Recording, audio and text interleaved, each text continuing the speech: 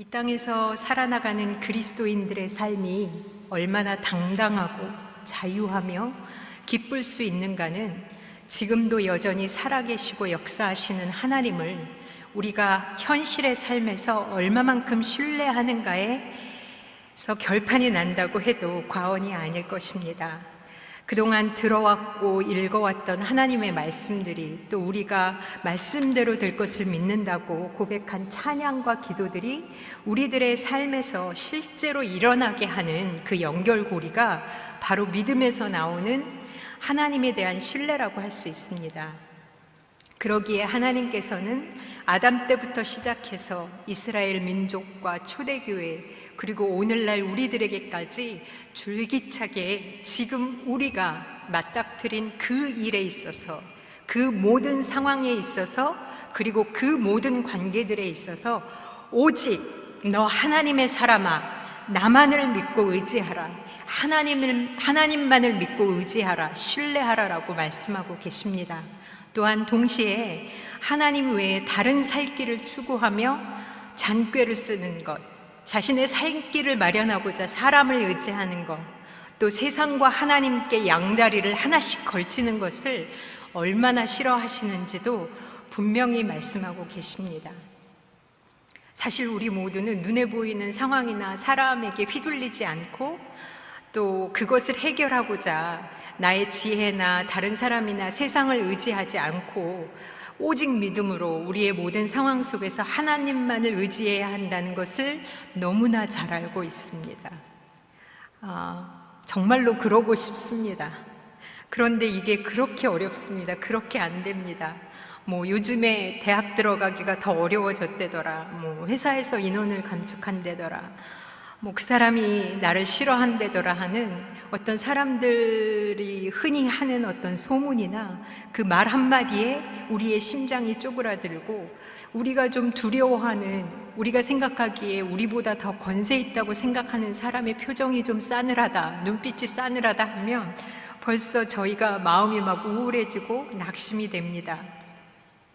하나님은 우리에게 담대하라, 두려워 말라고 하시는데 또 우리도 그러고 싶지 않은데 어느새 나도 모르게 눈치를 보게 되고 걱정을 하고 있고 또 염려를 하고 있고 풀이 죽어 있습니다. 믿음의 장인 히브리서 11장은 세상이 믿음의 사람들을 감당할 수 없다고 했는데 우리는 오히려 많은 경우에 반대로 우리가 갖는 지식적인 믿음이 이 믿음이 현실을 감당하지 못하고 맥을 못 추는 경우를 많이 경험합니다. 왜 이렇게 우리는 하나님을 온전히 신뢰하기가 어려울까요? 왜 나는 하나님을 오랜 동안 믿고 교회에서 봉사도 열심히 하고 그래도 정말 믿는 사람이라고 말할 수 있는데 왜 이렇게 세상에 내가 처한 상황에 또 사람들에게 휘둘리는 걸까요? 그것은 애초에 우리가 하나님을 신뢰할 수 없는 저주받은 옛 아담의 본성을 가지고 태어난 자들이기 때문입니다. 죄의 저주와 영향력 아래서 우리는 늘 실패할지도 모른다는, 망할지도 모른다는 막연한 두려움을 갖고 사는 사람들입니다. 내가 원하는 대로, 바라는 대로 어떤 문제나 상황을 해결하기 위해서 그게 하나님이 됐든 다른 사람이든 아니면 내 자신이든 무엇이든지 이용해서 나를 편하게 하고자 하는 그 이기적이고 자기만을 사랑하는 본능을 갖고 이 땅에서 살아나가도록 되어 있는 사람들입니다. 그래서 이제 예수님 믿고 새로운 피조물이 되었다고 아무리 성경의 하나님 말씀이 선포해 주셔도 십자가에서 내 옛 아담이 죽었다고 해도 그 여전히 그 옛 아담의 습관과 성향과 그 기질이 아직도 우리에게 주인 행사를 하며 우리의 삶에서 역사하고 있는 것입니다. 이렇게 우리가 옛 아담의 성품과 기질에 휘둘리면 하나님이 신뢰가 안 됩니다. 왜냐하면 우리 자신을 100% 죄인, 절대적인 죄인으로 인정하지 않기 때문입니다. 처음에 예수 믿기 전에는 당신은 죄인입니다 라는 말이 제일 황당하고 인정이 안 되셨을지도 모르겠습니다. 그런데 우리가 어느샌가 내가 죄인입니다. 주님, 제가 죄를 지었습니다. 라는 그 어느샌가 죄인이라는 말이 우리에게 너무나 익숙합니다.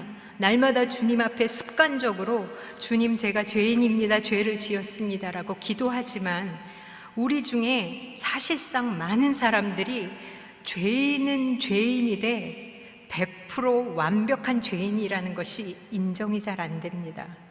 예수 믿기 전에, 그리고 지금은 이미 죽은 옛 아담의 성품이 고스란히 내 안에서 나 아직 안 죽었어, 나를 뭘로 보고 뭐 이런 식의 그 소리가 계속 내 안에서 울려 나오면서 우리 육신의 기질과 성향과 습관을 담보 삼아서 계속해서 나의 생각과 마음과 감정에 영향을 끼칩니다. 그래서 우리가 자꾸 완벽하게 속습니다.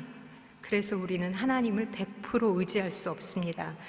그렇기 때문에 우리가 자꾸 죄인 앞에 어떤 수식어를 붙입니다.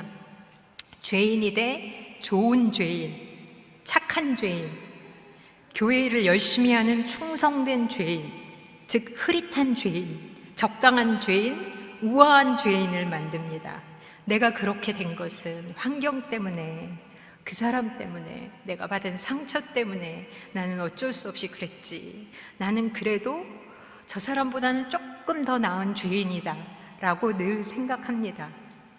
그래서 우리는 죄인이다 라는 그 죄인임을 시인하는 것에만 초점을 맞췄기 때문에 그 와중에 자기 의와 자기 사랑이 발동을 해서 난 그래도 먹물 한 방울 정도 섞인 죄인이지 먹물 10방울 들어간 저 시꺼먼 죄인보다는 훨 낫다고 늘 생각하며 판단합니다. 그래서 이제 죄인이란 말은 하도 많이 들어서 주님, 제가 죄인입니다 할 때 뭐 별로 그렇게 큰 안타까움도 없습니다. 그래서 저는 보통 자매님들이나 성도님들을 만나서 얘기할 때 조금 더 이제 직접적으로 느끼시라고 보통 자매님께서 100% 잘못하셨네요, 100% 악하시네요, 100% 교만하시네요, 그러면 보통 저에게 승질들을 내십니다. 왜냐하면 늘 우리는 죄인에 대한 고백의 기준이 사람들에게 상황에 있기 때문입니다. 하나님만 생각할 때는 죄인이지요. 뭐 그렇다고 굳이 하나님 앞에서도 100% 죄인이라고 보다는 주님, 제가 죄인이 돼 저는 주님의 사랑을 받아 마땅한 죄인입니다, 뭐 이렇게 생각을 합니다. 그런데 한 사람이라도 다른 사람과 내 상황이 얽히게 되면 나는 1% 죄인이고 상대방은 99% 죄인입니다. 그 일에 있어서. 여러분, 우리는 100% 악합니다. 100% 음란합니다. 100% 교만합니다. 100% 마음이 높습니다. 100% 여러분은 수근수근대는 자입니다. 악을 행하는 자입니다. 하나님 앞에서나 사람 앞에서 우리는 본질적으로 피할 수 없는 100% 악하고 교만한 자임을 고백하셔야만 합니다. 그 사람도 나도 100% 죄인입니다. 100% 악인과 또 다른 100% 악인, 100% 교만한 인간과 또 다른 100% 교만한 인간일 뿐입니다. 우리가 당하는 대부분의 고난은, 대부분의 수고는 어쩌면 내가 전적으로 부패하고 전적으로 패악하고 전적으로 무능한 존재임을 진심으로 인정할 때까지, 내가 받아들일 때까지 어쩌면 우리가 스스로 자초하고 때로는 주께서 의도적으로 허락하시어 우리 인생에서 계속해서 이 모양 저 모양으로 있어진 것일 수 있습니다. 그러므로 우리가 생각할 때 죄인은 죄인이로되 착한 죄인이니까 내가 100% 하나님을 의지해야만 살아갈 수 있는 100% 무능한 존재라는 것이 인정이 되지 않습니다. 나는 1% 죄인이니까, 뭐 50% 크게 써서 50% 정도의 죄인이니까 나머지만큼은, 90%만큼은, 99%만큼은, 50%만큼은 내가 해볼만 하다고 생각합니다. 꼭 굳이 말로 내가 더 잘한다, 내가 무엇을 해야만 이 상황을 헤쳐나갈 수 있는지 잘 판단한다, 내가 네 생각이 뭔지 안다, 네 계획이 뭔지 안다라고 꼭 굳이 말이나 어떤 이런 문장으로, 말과 생각으로 이렇게 꼭 집어서 생각은 안 할지는 몰라도 하나님께 묻지 않고 설령 기도에도 진지하게 하나님의 뜻과 대답을 기다리지 않고 합당한 변명과 합리적인 명분 아래서 우리는 이미 움직이고 있습니다. 아니면 반대로 이미 마음대로 절망하고 마음대로 포기하고 있습니다. 하나님 의지하기 싫고 무능해 보이는 것이 싫은 이 저주받은 옛 아담, 옛 자아의 습성이 그래서 내 맘대로 내 생각대로 해보겠다고 움직이면 의외로 세상이 우리를 도울 수 있는 것처럼 친구처럼 막 우리에게 나옵니다. 그래, 내가 도와줄게. 세상은 이런 거야. 내가 자리 만들어줄까? 이 상황을 헤쳐나갈 수 있게 더 힘 있는 사람 만들어줄까라고 막 자원해서 우리를 돕겠다는 세상의 소리도 들립니다. 오늘 우리가 읽은 이사야 30장 본문은 망할 것 같은 상황 속에서 하나님만을 의지하기보다는 하나님 말고 다른 것을 의지하려고 잔꾀를 쓰다가 헛수고만을 하고 오히려 수치와 수욕을 당하는 남쪽 유다의 왕 히스기야 왕의 이야기입니다. 여러분 아시다시피 히스기야 왕이 누구냐면 귀에 많이 익숙한 이름이죠. 우상의 산당을 다 부수어뜨리고 성전을 정결케 하고 종교 개혁을 단행한 아주 훌륭한 왕입니다. 이사야서에 보면 아주 그때에 이렇게 히스기야 왕이 하나님께 충성할 때에 그때에 아수르가 쳐들어왔습니다. 무언가 하나님 앞에서 종교적으로 어떤 성전이 정결케 되고 이스라엘 백성들이 다 으쌰으쌰하면서 그래 이제 우리 하나님만 섬깁시다. 하나님이 우리의 힘 되십니다. 우리 우상을 다 버립시다. 그렇게 막 하나가 된 것 같았는데 그래서 하나님 앞에 더 충성했는데 하나님만이 살 길이라고 여기면서 하나님 앞에 더 나아갔는데 내 삶을 막 정리했는데 그때에 아수르가 쳐들어옵니다.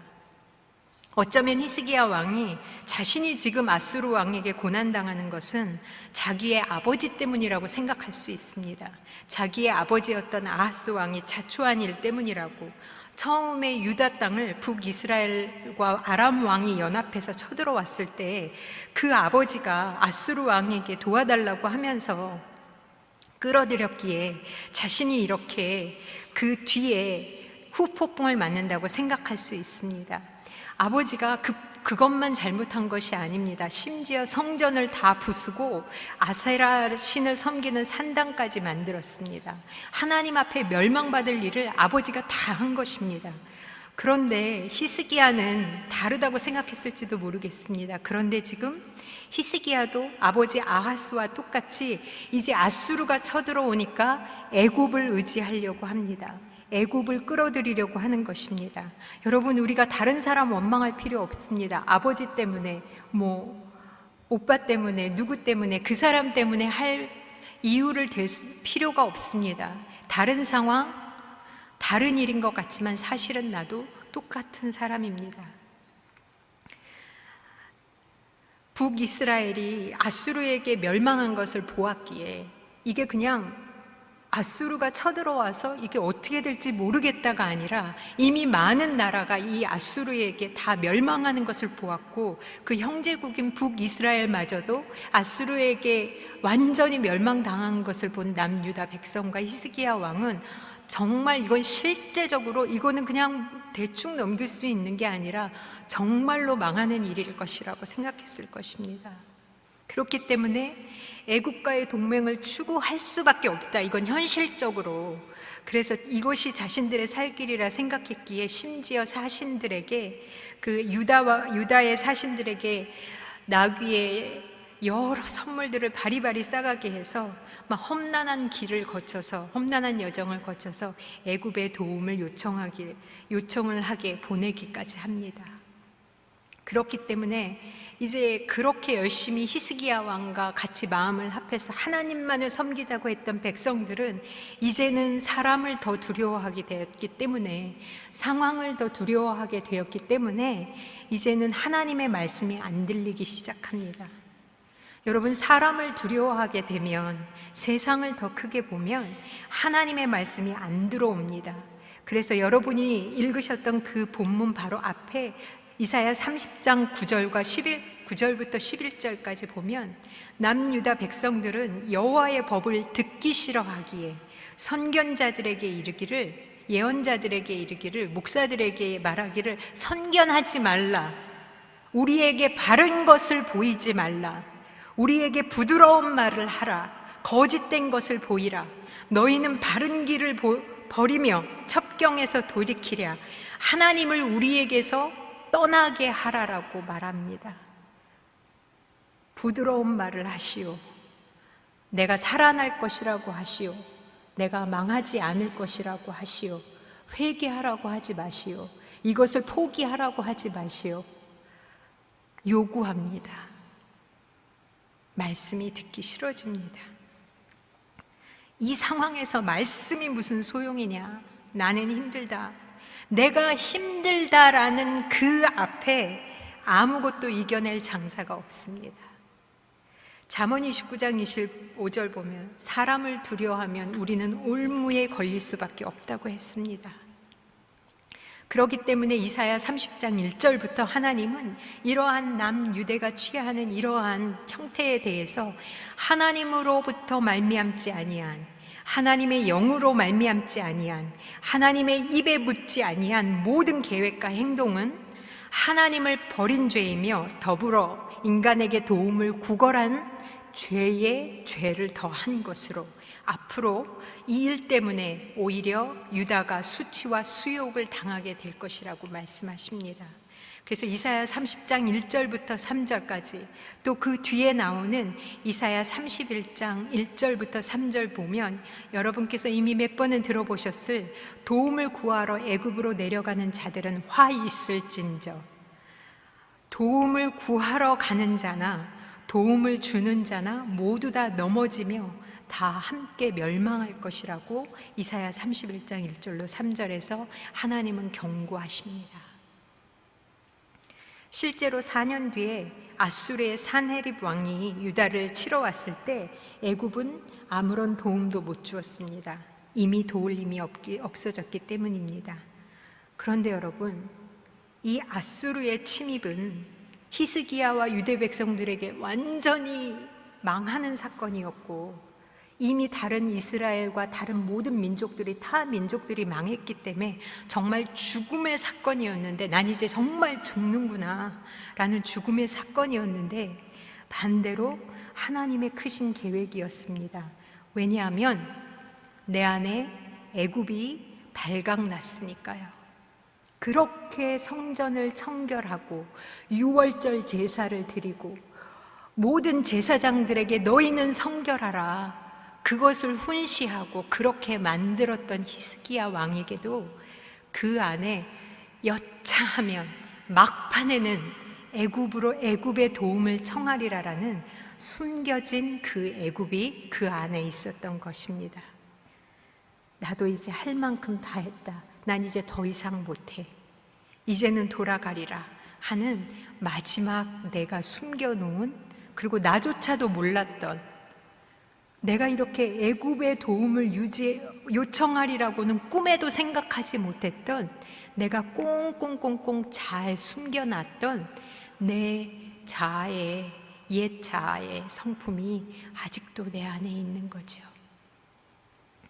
그런데 결국 애굽이 도움을 안 줌으로 내가 도움을 청하다가 아무 도움도 못 받고 오히려 아수르가 나중에 그걸로 아주 명확하게 그 뒤에 이사야 37장에 애굽이 그래서 너한테 도움이 됐냐?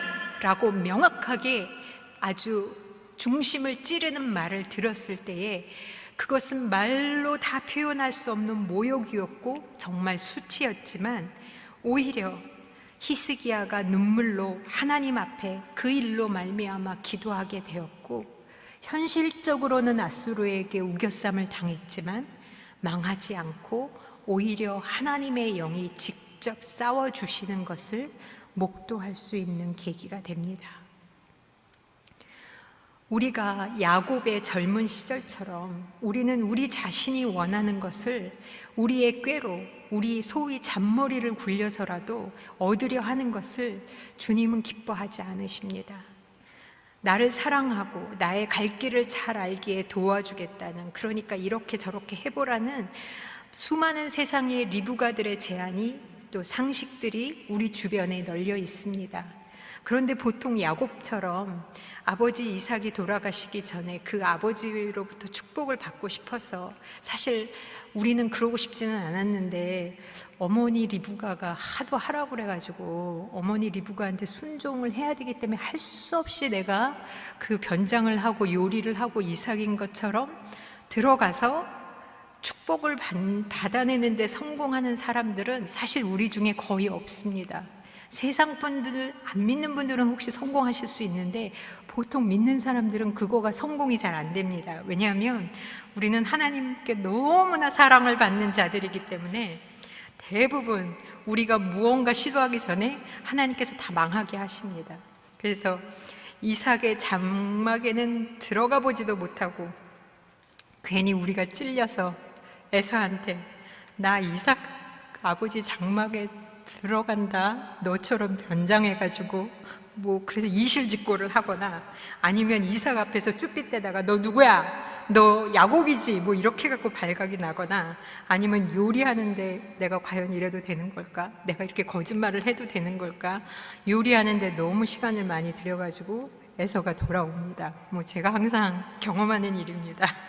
그래서 초반에 하나님을 잘 의지하고 있다가도 우리가 갑자기 막판에 조급해져서 나의 옛사람의 기질이 발휘돼서 사람을 의지하고 사람의 힘으로 해결하려고 하고 세상의 상식적인 제안들을 덜커덩 받아들여서 내가 막 나서서 스스로 일을 해결해 보려고 하다가 낭패를 겪습니다. 우리는 그게 리브가의 제안 때문이라고 다른 사람을 원망할지는 몰라도 사실은 야곱 안에 있는 욕심, 우리 안의 욕심이 그 제안을 받아들이게 하는 것입니다. 우리는 여전히 젊은 야곱의 수준으로 주님이 나를 선대하면 나도 주를 선대하리다 라는 수준으로 주를 섬기는 자들입니다. 저 같은 경우도 처음에 성령으로 시작했다가 육신으로 끝나게 될 뻔한 경우를 종종 경험합니다. 다만 주님이 저를 사랑하시기에 제 스스로 살 길을 추구할 때마다 주님이 역사하셔서 저를 망하게 하심으로, 저의 꾀를 망하게 하심으로 창피당하거나 수치를 당하게 하셔서, 사실 그게 성공했다면 영육간에 더 망할 뻔했는데 구원을 받은 적이 참 많습니다. 하나님께서 그대로 진행되게 내버려 두셨다면 어쩜 제가 꾀를 쓴 대로 육신적인 축복은 잠시나마 받았을지 몰라도 앞으로 나는 아마 여러분 앞에서 지금 설교하면서 여러분 많이 힘드시죠? 삶에서 참 많이 힘드시죠? 그러면 하나님 앞에 기도하십시오. 하나님의 말씀을 굳건히 믿으십시오. 그래도 상황이 안 되는 것 같아 보이면 여러분 사람을 찾아다니셔야 됩니다. 꾀를 쓰셔야 됩니다. 여러분의 힘으로 무언가 해결해야 됩니다. 너무 하나님만을 기다리고 앉아 계시면 안 됩니다라고 설교를 해야 되는 거죠. 그런데 그렇게 하기 전에 항상 망하게 하셨기 때문에 내 노력으로 할 수 있는 것이 아니라는 것, 오직 하나님만을 기다려야 한다는 것, 그러면 결국에 하나님께서 우리를 위해서 싸워주신다는 것을 경험하게 하십니다.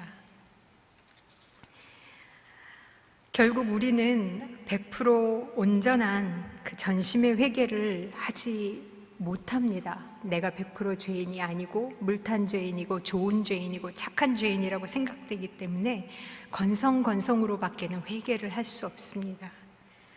그렇게 건성건성으로 회개를 하면 하나님을 온전히 신뢰할 수 없습니다.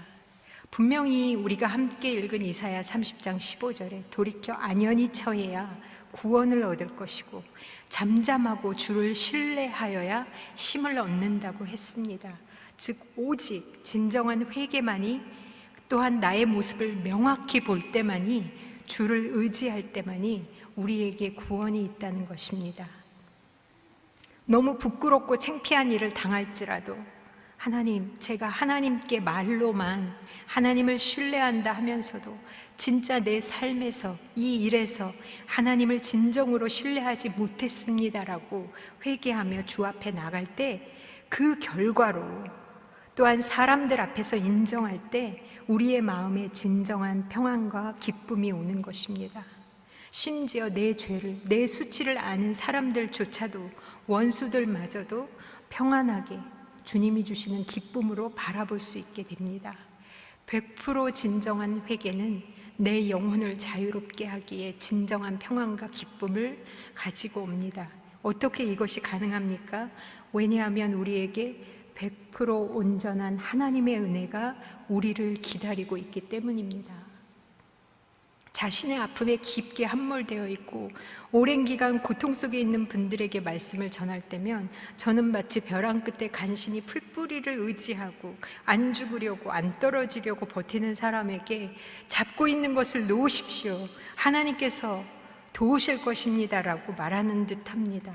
그러면 그분들은 이거 놓으면 나는 죽는다고, 내가 어떻게 버티는지 아느냐고 항변하시는 분들도 있습니다. 어쩌면 이곳에 그런 분들이 계실 것입니다. 그런데 저는 동일하게 선포합니다. 그것을 놓으셔야 합니다. 마지막 자존심, 나의 잔깨, 사람을 조종해서 내 뜻대로 하려는 교묘한 말, 내 뜻을 이루어내고자 만나는 그 수많은 만남들, 아니면 사람, 아니면 약물, 아니면 내 안의 낙심, 분노, 그 무엇이든 결국 그것은 여러분을 구하지 못합니다. 그것은 오히려 하나님께 우리를 바로 가지 못하게 하는 막는 우상일 수 있습니다. 하나님만을 바라보셔야 합니다.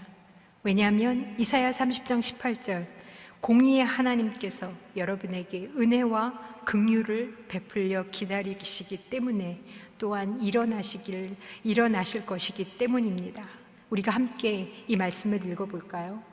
그러나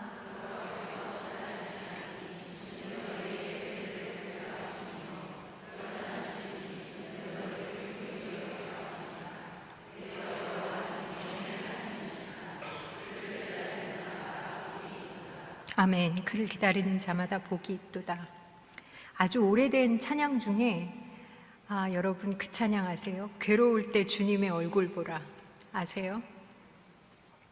괴로울 때 주님의 얼굴을 보라, 평화의 주님 바라보아라, 세상에서 시달린 친구들아 위로의 주님 바라보아라. 2절은 힘이 없고 내 마음 연약할 때 능력의 주님 바라보아라. 주의 이름 부르는 모든 자를 힘주시고 늘 지켜주시리. 그래서 후렴은 주여 눈을 들어 주를 보라, 내 모든 염려 주께 맡겨라. 슬플 때에 주님의 얼굴 보라, 사랑의 주님 안식 주리라. 이 찬양이 있습니다. 근데 제가 어렸을 때 이 찬양에서 주님의 얼굴 보라라는 말을 전혀 이해할 수가 없었어요. 나 지금 괴로운데, 나 지금 시달리는데, 나 지금 힘이 없는데 도대체 주님을 바라본다는 게 무슨 뜻이고 도대체 무슨 말인지.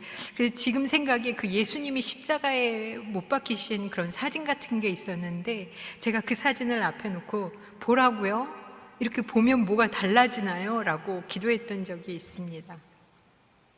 주님을 바라본다는 게 무슨 말입니까? 결국에 주님을 잠잠히 의뢰하고 기다리라는 것입니다.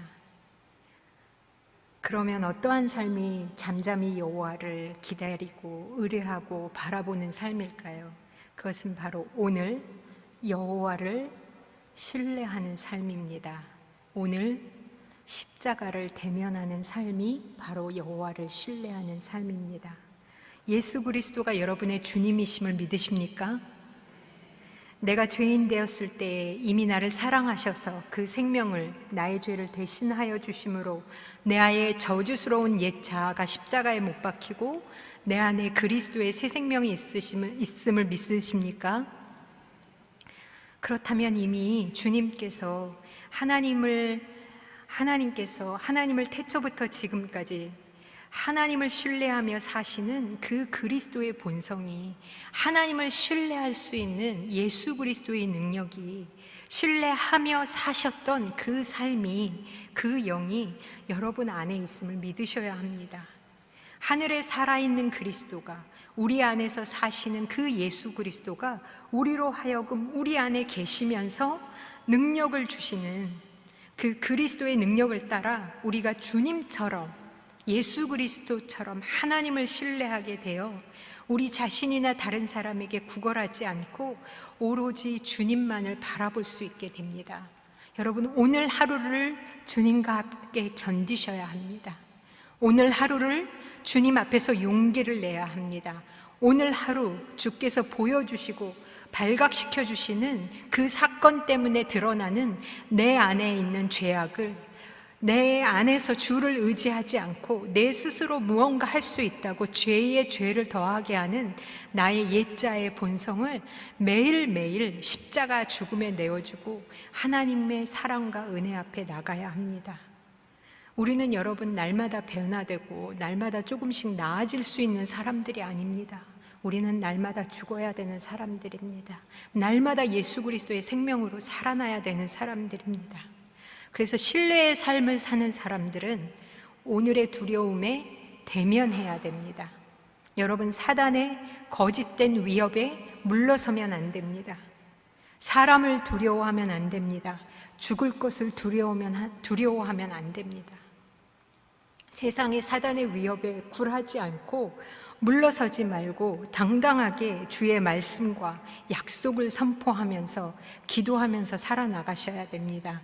오늘, 지금 여러분이 맞닥뜨린 그 상황에 있어서, 여러분, 아수르가 유다를 치러 왔을 때 그 뒤에, 오늘 우리가 읽은 본문 좀 더 뒤에 보면, 이사야 37장을 보면 아수르 왕 사네립이 군대 장관인 랍사게를 통해서 이스라엘을 조롱하며 협박합니다. 그런데요, 그 조롱과 협박이 그냥 너 힘없지 그런 수준이 아니라, 네가 의지하는 하나님께 속지 마라.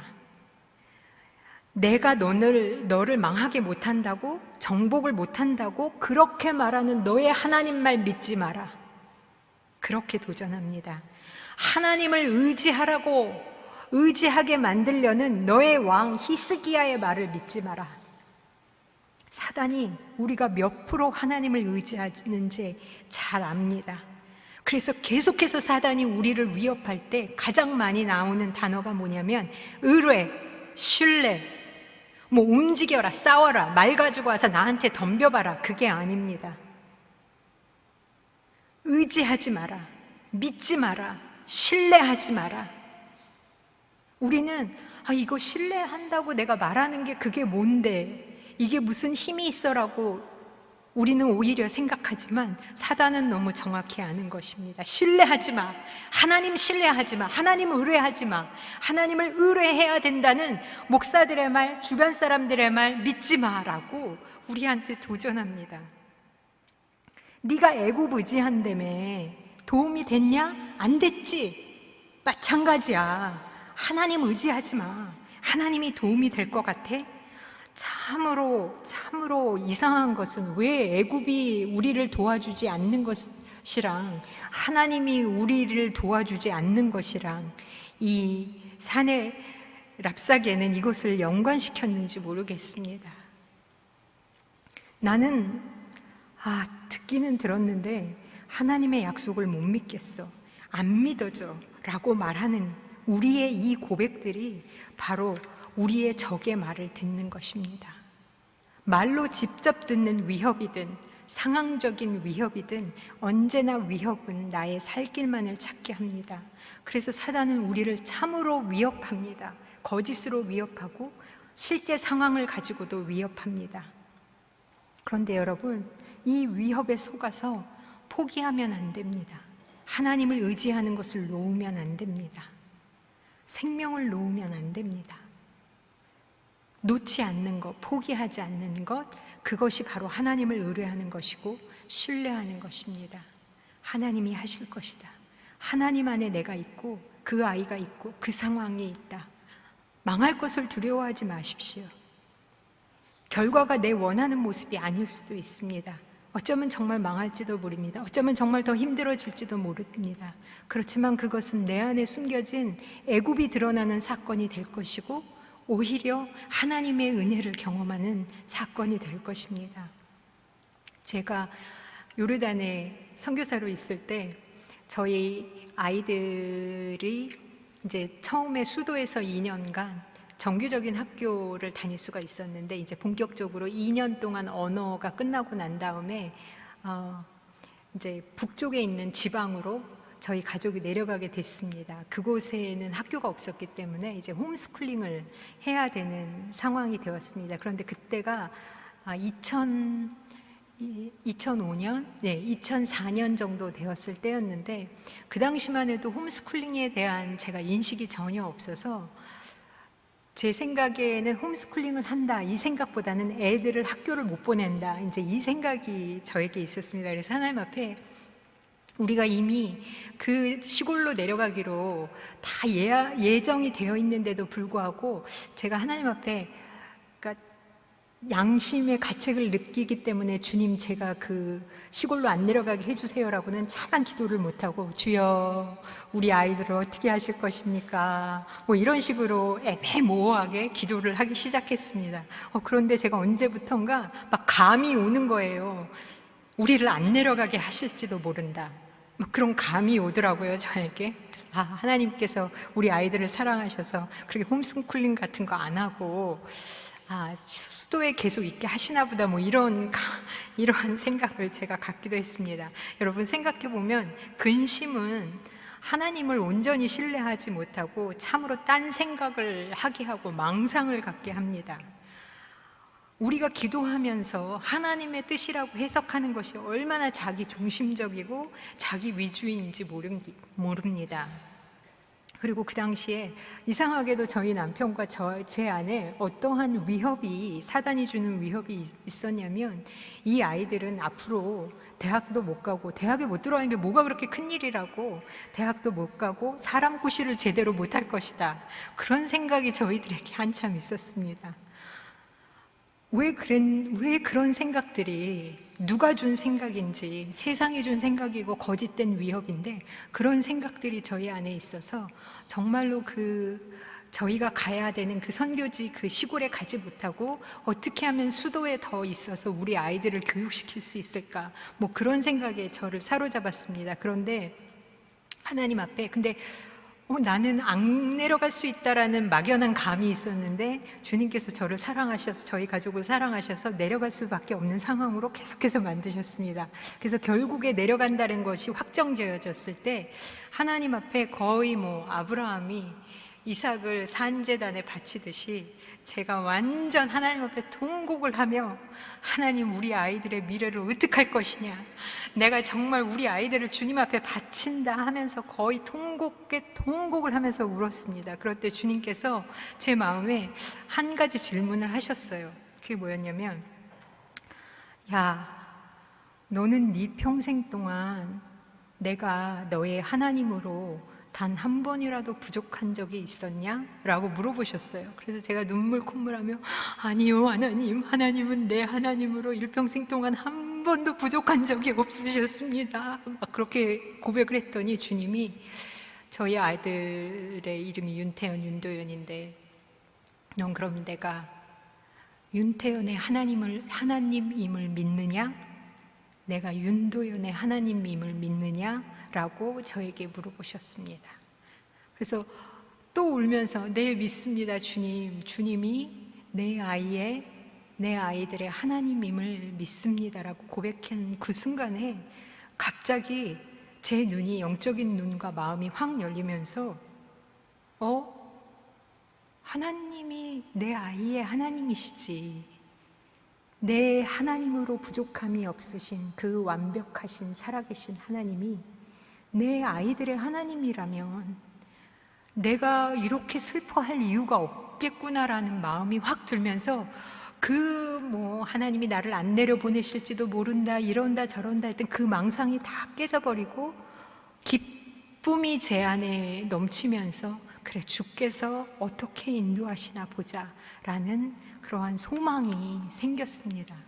여러분 하나님이 나의 하나님이 되신다. 이것으로 충분합니다. 하나님이 여러분의 하나님이십니다. 하나님이 우리 아이의 하나님이시고 이 상황의 하나님이시고 모든 일의 하나님이십니다. 이것으로 충분합니다. 이 안에 모든 것이 다 있는 것입니다. 하나님의 사랑, 하나님의 능력, 하나님의 공의, 하나님의 때, 하나님의 지혜, 하나님의 존귀, 이것 하나로 다 충분합니다. 그 하나님이 내 안에 계십니다. 그 하나님이 여러분이 그렇게 걱정하시는 그 자녀 안에 있습니다. 그 상황 안에 계십니다. 하나님이십니다.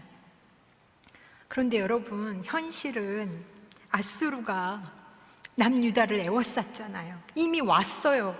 이 온다는 게 아니라니까요. 내가 지금 눈으로 본다니까요.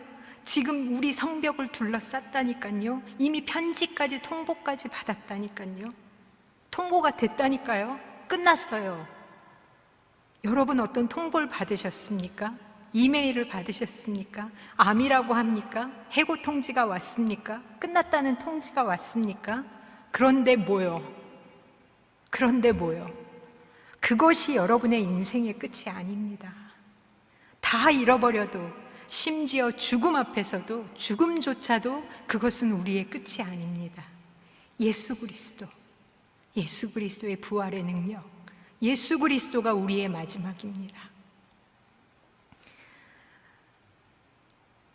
그냥 주님 앞에 그 편지와 그 통고와 그 상황을 주님 앞에 놓고, 주님, 이것이 주님께로 온 것입니까? 내 안에 숨겨진 애굽을 발각시키고자 주님께서 내려주신 것입니까? 주님, 그러면 저는 받습니다. 이겨내겠습니다. 나는 너무 무섭고, 나는 너무 두렵고, 나는 정말 여기서 죽을 것 같은 그 고통이 나에게 있지만, 주님, 내가 이것을 주님의 이름으로 받습니다. 주님, 이것이 적에게 온 것입니까? 그러면 하나님, 내가 두려워하지 않겠습니다. 도망가지 않겠습니다. 대면하겠습니다. 주님의 이름으로 성령 충만해서 당당히 믿음의 싸움을 싸우겠습니다. 너무 무섭지만 그렇게 하면 안 된다고 말하겠습니다. 너무 무섭고 내가 나의 가진 모든 기득권을 다 잃어버릴 것 같지만 그래도 이것은 아니라고, 진리가 아니라고, 하나님께서 기뻐하시지 않는 거라고 말하겠습니다라고 기도하시면 됩니다. 히스기야가 그렇게 기도했습니다. 히스기야가 어떻게 기도했는지 제가 쉬운 성경으로 읽어드리겠습니다. 이사야 37장 14절부터 20절에 나와 있는 말씀인데, 히스기야는 여호와께 이렇게 기도했습니다. 만군의 여호와여, 주는 이스라엘의 하나님이십니다. 주의 보좌는 날개 달린 생물인 그룹들 사이에 있습니다. 오직 주만이 땅 위의 모든 나라의 하나님이십니다. 주께서 하늘과 땅을 지으셨습니다. 여호와여, 귀를 기울여 들어주십시오. 여호와여, 눈을 열어 보아 주십시오. 사네립이 사람을 보내어 살아계신 하나님을 조롱한 모든 말을 들어주십시오. 여호와여, 아시리아의 왕들은 정말로 여러 나라와 그 땅들을 멸망시켰습니다. 사실을 회피하는 게 아니에요. 정말로 그랬습니다. 정말로 그들은 셉니다. 그들의 말이 맞습니다. 그 왕들은 그 나라의 신들을 불 속에 던져 넣었습니다. 그러나 그 신들은 사람이 손으로 만든 나무와 돌에 지나지 않습니다. 그래서 그 왕들이 그것을 없앨 수 있었습니다. 우리 하나님 여호와여, 이제 우리를 저 왕의 손에서 구해 주십시오. 그러면 땅 위의 모든 나라들이 오직 여호와 한 분만이 하나님이라는 것을 알게 될 것입니다. 어떻게 됐습니까? 여호와의 말씀이 아수르 왕은 이 성에 이르지도 못할 것이고 화살조차 쏘지 못할 것이다. 그런데 정말 주 여호와의 말씀대로 그들은, 아수르는 활도 못 써보고 성에 와보지도 못하고 돌아갔습니다. 사람이 히브리서 13장 5절 6절 보면 주는 나를 돕는 이시니 내가 무서워하지 않겠노라, 사람이 내게 어찌하리요? 라는 말씀이 있습니다. 여러분, 사단이 위협할 때 대면하고 물리치셔야 합니다. 하나님을 의지함으로.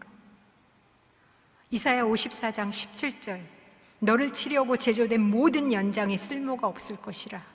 일어나 너를 대적하여, 일어나 너를 대적하여, 일어나 너를 대적하여, 일어나 너를 대적하여 송사하는 모든 여는 내게 정죄를 당하리니 이는 여호와의 종들의 기업이요 이는 그들이 내게서 얻은 공인이라.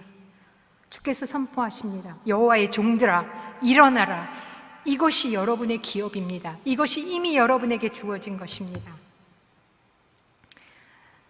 모든 말을 당당하게 담대히 주께서 주신 그 약속들을 선포하며 두려움의 공격을 물리치라고 주께서 말씀하십니다. 나에게 주어진 하나님의 능력이 발휘되지 못하는 것은 내 안에 있는 그 두려움 때문입니다. 그런데 그 두려움은 어디서 왔습니까? 내 안에 저주받은 옛 자아의, 옛 아담의 성품에서 기인된 것입니다. 적들이 조롱할 때에 백성들은 적에게 한마디도 응답하지 않았습니다. 그리고 히스기야는 기도했습니다. 그리고 하나님은 그 기도를 들으셨고 말씀을 보내주신 것입니다. 이사야 30장 21절, 내가 오른쪽으로 치우치든지 왼쪽으로 치우치든지 내 뒤에서 말소리가 내 귀에 들려 이르기를 이것이 바른 길이니 너희는 이리로 가라 할 것이며, 하나님을 끝까지 의뢰하는 것이 여러분의 사명입니다. 하나님께 끝까지 붙어 있는 것이 여러분이 온 힘을 다하고 온 마음을 다해서 이 땅에 사는 동안 하실 일입니다. 나의 그 어떠한 상황 속에서도 내 부르심을 지키고 주님 앞에 달려가겠습니다. 여러분, 100% 내가 악하며 아무것도 할 수 없는 존재라는 것을 인정하십니까? 하나님께 내가 아직도 복음을 알면서도 사단에게 속임을 받고 그 위협에 떨며 심지어 내가 사단에게 동조하였다는 것, 속임을 당했다는 것을 회개하셔야 합니다. 여러분, 100% 여러분을 기다리시는 하나님의 은혜와 긍휼이 있다는 것을 믿으십니까? 십자가와 부활의 주님 앞에 나아와야 합니다. 아수르의 침입이 왔다고 두려워하지 마십시오. 그 어떤 일도 우리 인생에 망할 일은 사실은 없습니다. 망해 보이나 망하는 것이 아닙니다. 실패하나 실패한 것이 아닙니다. 죽으나 죽은 것이 아닙니다. 나쁜 일이 온 것 같으면, 망할 일이 온 것 같으면 그것 때문에 도저히 드러나지 않았던, 발각되지 않았던, 아직도 내 안에 숨어있는 그 더러운 옛 자아가 발각나지는 것이고 십자가에 못 박혀주시는 것이고, 그래서 나는 그만큼 더 하나님의 능력을 경험할 수 있게 되고 더 하나님과 친밀해지고 더 하나님 알게 됩니다.